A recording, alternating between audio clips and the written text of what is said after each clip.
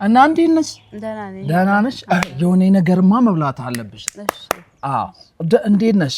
ደህና ነኝ አለ። በቃ በጣም ደስተኛ መሆን አለብሽ። እሺ አዎ ካሁን በኋላ በቃ ከኔ ጋር በመተዋወቅሽ ፈጣሪ ማመስገን አለብሽ።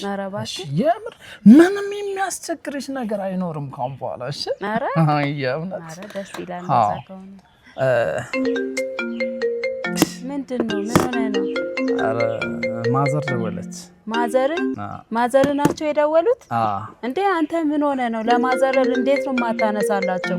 አረ እንዴ ተይዋ በኋላ ደውላለሁ። እንዴት በኋላ ትደውላለህ? እናትህ እኮ ናቸው። እንዴ ይቀልዳል እንዴ?